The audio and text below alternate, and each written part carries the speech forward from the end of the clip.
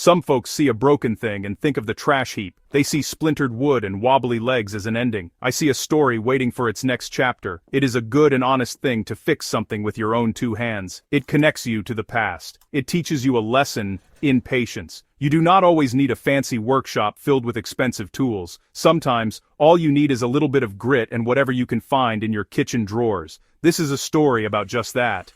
It is a tale of bringing an old, forgotten chair back from the brink, using things you would never expect. This chair was a sad sight. It was an old oak fella, probably 100 years old. It had good bones, you could tell, but time had been unkind. A long, ugly split ran right across the seat, like a deep scar. The legs were covered in dents and scratches from a life of being kicked and bumped. Tiny cracks spiderwebbed across the backrest, threatening to give way. The finish was all but gone, leaving the wood looking dry and thirsty. Most people would have called it firewood. I called it a challenge. A worthy project for a quiet afternoon, a promise to a piece of history. The first problem was the biggest, that gaping split in the seat. A proper woodworker would use big, heavy clamps to squeeze the wood back together with glue. But I had made a rule for myself. No professional tools, only household items. So, I looked around my home for a solution. My eyes landed on a spool of heavy-duty thread, the kind you use for sewing buttons on a thick coat.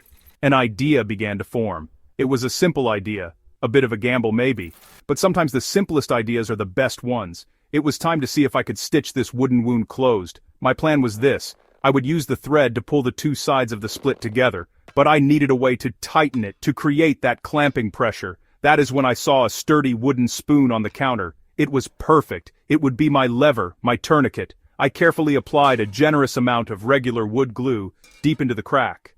Then, I began to wrap the thread around the seat, again and again, passing it over the top and under the bottom. The chair looked like it was being bandaged by a clumsy doctor, but I had faith in the process.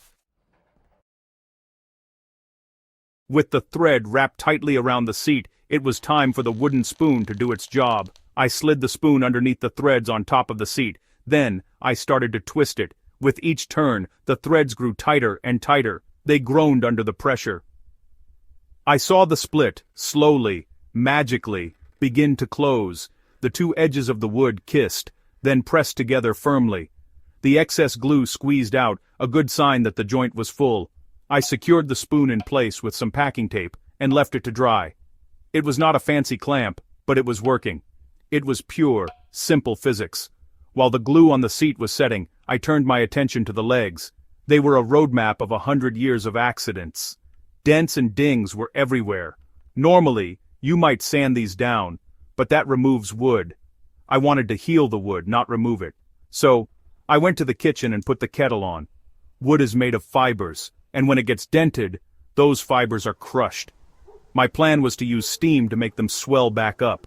It is a gentle trick, a way of coaxing the wood back to its original shape. It feels a bit like magic when you see it happen.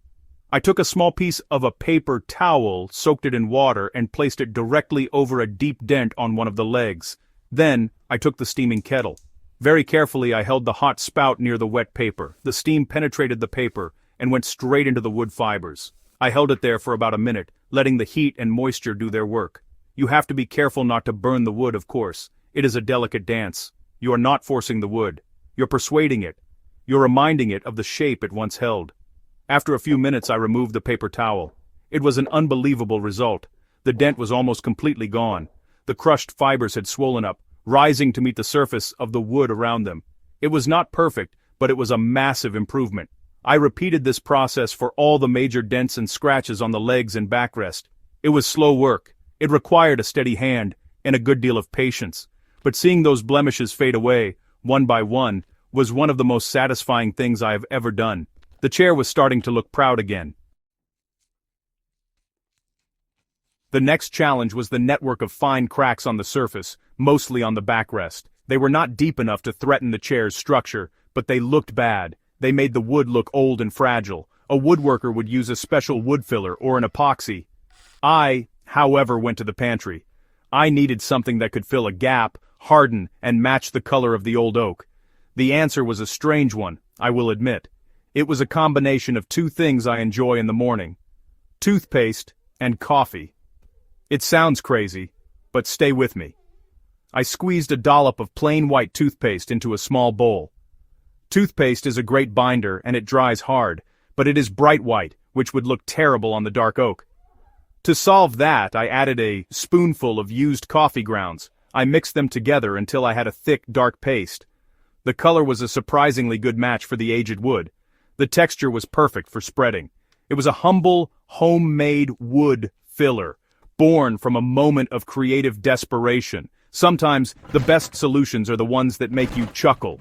Using my finger, I carefully worked the paste into the cracks. I pushed it in deep, making sure to fill every tiny void. I smoothed the surface as best I could, wiping away the excess with a damp cloth. The coffee grounds gave the filler a slightly grainy texture that mimicked the natural grain of the wood.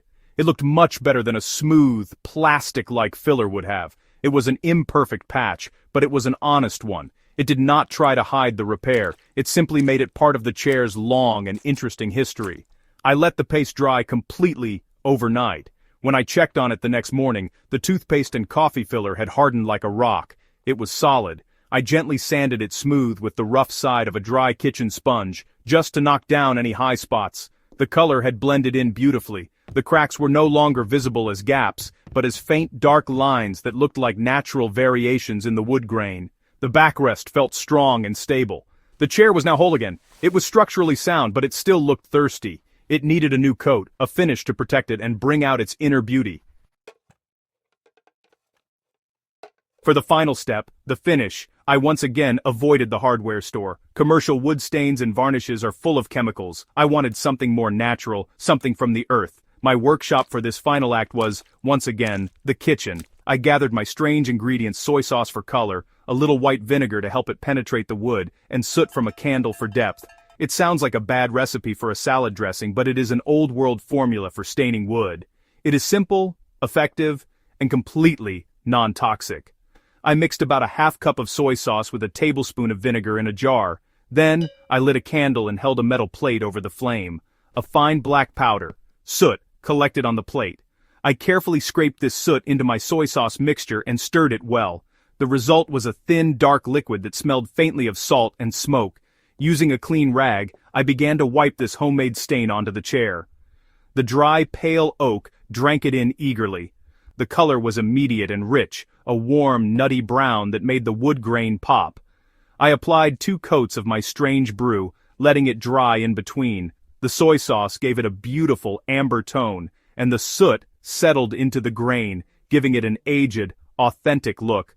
The finish was not glossy or plastic-like. It had a soft, natural sheen that felt wonderful to the touch. Once the stain was completely dry, I took a bit of olive oil on a cloth and buffed the entire chair. This final step nourished the wood and gave it a deep, healthy glow.